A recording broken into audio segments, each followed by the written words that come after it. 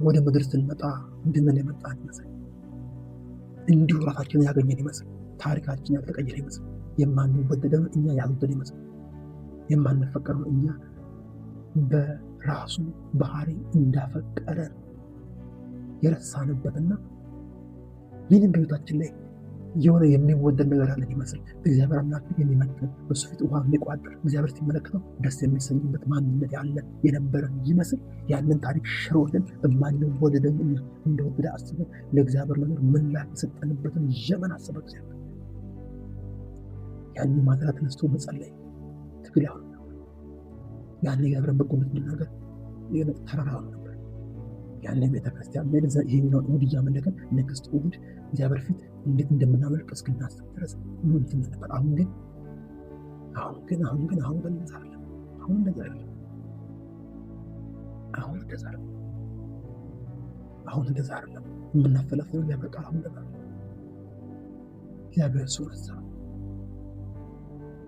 እሱ ስፍራውን ለቆ ነገሮች እየራቁ ያሉት ወዳጆች፣ ክርስቲያኖ ናችሁ። ሰላም ከራቃችሁ ወዳጆች፣ ሰላማችሁን ያራቀው ውጫዊ ነገር በፍጹም ናቸው።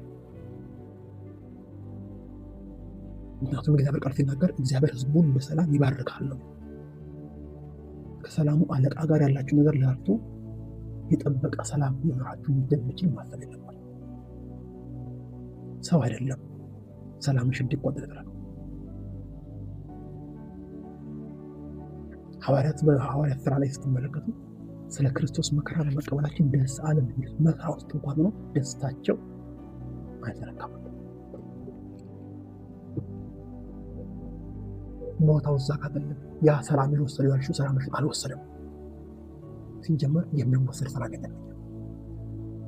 ከሰላማችን ራቅ ስንል የሚሰማን ስሜት ነው። የሆነ መንገድ ላይ ስትሪት ላይ ትልቅ ማብራት ካለ ባውዛ ካለ አጠገቡ ካላችሁ ይሆናል። እየራቃችሁት ሄዳችሁ ቁጥር ብርሃኑ እየደበዘዘ ይመጣል። የደበዘዘው ማብራቱ ሳይሆን ከማብራቱ ያላችሁ ርቀት። ልክ እንደዛው እግዚአብሔር አምላክ ዛሬም ይወድሻል፣ ዛሬም ሰላም አለው፣ ዛሬም ረፍታል፣ ዛሬም ያው ከሱ ጋር ለሽ ፍልሽ ብራቅ ካለ ሰላምሽ ይናወጣል። ሲናወጥ የተናወጠበት ምክንያት የሆነ ሰው ይመስልሻል፣ የሆነ ሰው ይመስልሃል። የገጠመ ሁኔታ የተከለከልከው ነገር የተበላሸበት ነገር አሁን ያለው ይመስላል እንጂ ሪያሊቲ ተሳጋራ። ወዳጆቼ ከእግዚአብሔር ጋር በጥሩበት ጋር በነበረ ጊዜ እንደ ጳውሎስ ብትመለከቱ ስለሱ ለመታረድ በተዘጋጀ ጊዜ ለጢሞቴዎስ ጽፎ ነበር። እኔ ቀን በቀን እታረዳለሁ፣ አንተም ደግሞ እንዲሁ ስለሆነ ምንም ብሎ ኖርማል ነገር። ሰላማችንን ከውጭ እንደመፈለግ አይነት ኪሳራ ከሰላሙ አለቃ በተለይ ደግሞ ከታጨንበት ፍቅር አንጻር ያለ ቦታችንን አሁንም ለኩነሬ ሳይሆን በዚህ ዓመትና ተለውጬ ነገሬን ለውጣለሁ፣ ለእግዚአብሔር ኖሬ አልፋለሁ። እግዚአብሔር አምላክ ፊት ወሩን በሙሉ ዲክለር አድርግ ነበር። አስቀድሜ ጊዜ ፋልፍ ፍቶ ያንን ላይ መሙላት እኖራለሁ። መኖር ካለብኝ ግን እግዚአብሔር ያሰበውን አስቤ ነው። እሱ ያሰበውን የታጨበበትን ፍቅር ነው። እኔ የታጨበበትን ፍቅር አስቤ መለስ ብዬ እግዚአብሔር ፊት ያን የምሰጠው ምላሽ አለ። ያን ያለው አምልኮ፣ ያን ያለው ስግደት፣ ያን ያለው ዝማሬ፣ ያን ያለው ስብከት፣ ያን ያለው ፍቅር፣ ያን ያለው አንድነት፣ ያን ያለው መታዘዝ፣ ያን ያለው እግዚአብሔርን መፍራትና በእግዚአብሔር ሰዎች ፊት እንደ እግዚአብሔር ልጅ መመላለስ የታለ ነው ማስረስ።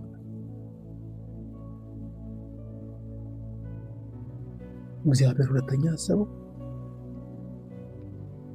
የታጨችበትን ፍቅር እጮኝነት ከጋብቻ በፊት የሚቀርብ ግን ኪዳን። ያ ማለት ነገሩ የጀመረበት ጊዜ ሲወድሽ የምትወደጅ አልነበርሽም። ሲያፈቅረህ የምትፈቀር አልነበርክም። ሲወደድ የምንወደድ አልነበርንም። ነገሮች የማንወደደውን እንደወደደን አስበን ገብቶን ለዛ ፍቅር ምላሽ ሰጠንበት ዘመን አስበ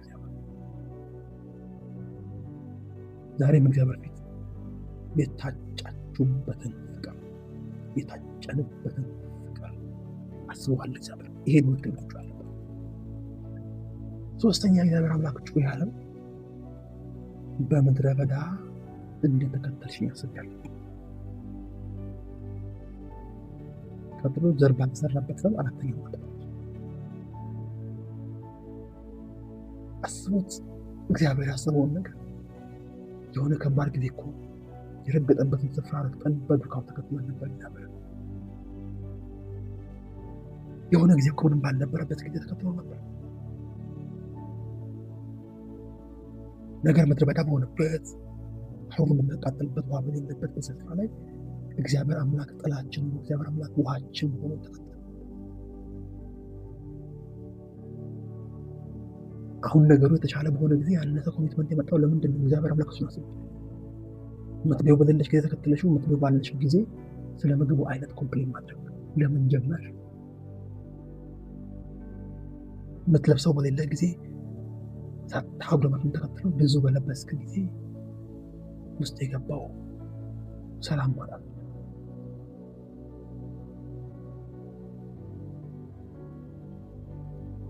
በምድረ በዳ ተከተለሽ መቼም በክርስትና ህይወት አልፎ በህይወቱ ላይ ምድረ በዳ የሚባል ነገር ያላለፈ ሰው አለ ብዬ አላስብም። ካለም ችግር የለውም፣ ቅርብ ጊዜ ያልፋል። ያ ፍቅር ባለበት ጊዜ ጌታን መከተል የሚያስችለው ያ እውነት ወዴት ጠፋ? ዘማሪው ሲናገር መዝሙረ ዳዊት ላይ ውሃ በሌለበት ምድረ በዳ ይላል፣ እንጨት በሌለበት ምድረ በዳ ይላል። ነፍሴ አንተን አለች ነገር። ወዳጆቼ ውሃና እንጨት የሌለበት ማለት ምን ማለት እንደሆነ ነገራቸው። የሰው ልጅ በምድር ላይ ለመኖር የግድ የሚያስፈልገው ነገር ውሃ መጠጣት፣ ምግብ መብላት። እንጨት ቢሆን ከምግብ ማብሰል ጋር የሚገናኝ የሚበላ የሚጠጣ በሌለበት ጊዜ እንዴት የሚበላ የሚጠጣ ማገኙ ሳይሆን ያልኩት ነፍሴ አንተን አለች ይላል። እሱኛው በምድረ በዳ እንደተከተልሽ ያስገኝ።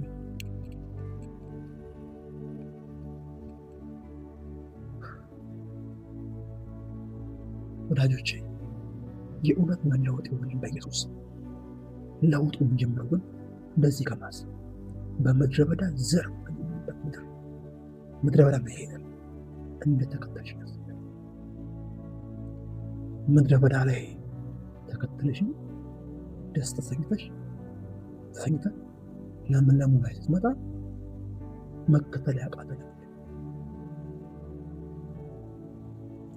እኔና እናንተ የጽዮን ተጓዦች እኮ ምድር እኮ ለጥቂት ዘመን የምንኖርበት እንጂ ዘላለማችን አለ። የሆነ ሰው ቤት እንግድነት ሄዳችሁ ምግብ ቢያቀርቡላችሁ የቀረበው ምግብ ውስጥ ጨው ቢበዛ እኮ እድሜ ልክ ስለማትኖሩ ችግር የለውም። ወደ ቤት ስመለስ ጨው ኖርማል ነው በላለ ብላችሁ የምታልፉት ነው። በህይወታችን ለመስኖር ምድር እንደዛ አይነት ጨው ብታበዛበት የሚመር ነገር ብትፈልቁ የኛ እኮ ላይፍ እሱ አይደለም። ከዛ በኋላ እኮ የምንሄድበት ሌላ ዓለም አለ። ቀጣይ የሚጠብቀን እኮ የህይወት ዘመን አለ። ያ እንኳን ባይኖር እግዚአብሔር አምላክ በምድረ በዳ እንዴት እንደተከተል ማሰብ እግዚአብሔር አስቤያለሁ። በምድረ በዳ እንዴት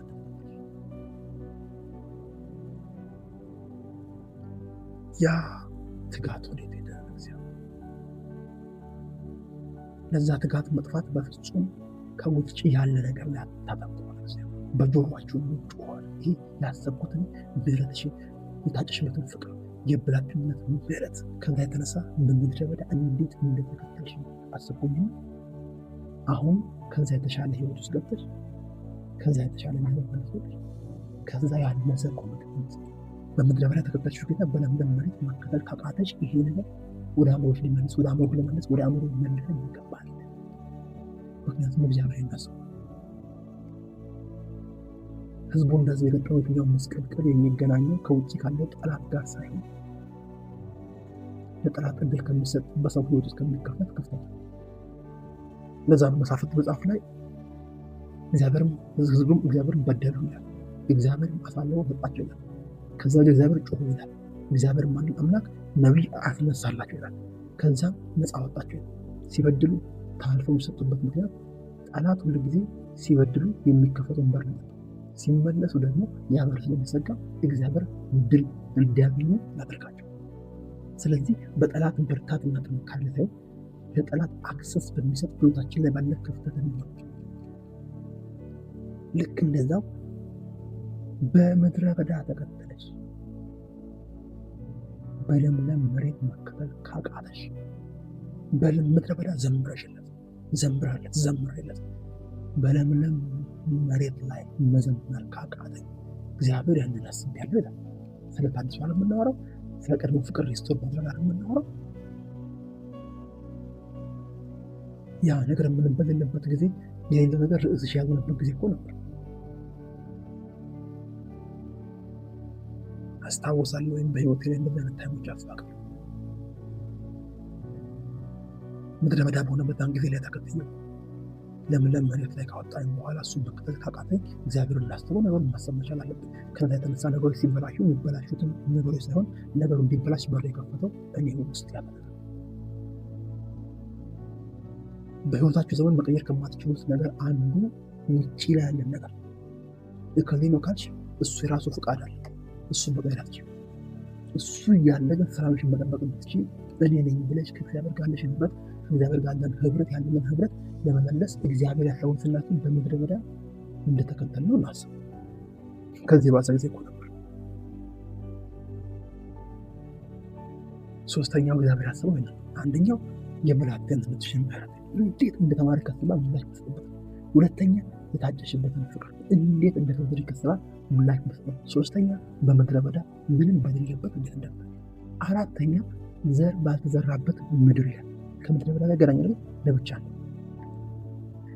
ምንድነው ዘር ያልተዘራበት ምድር?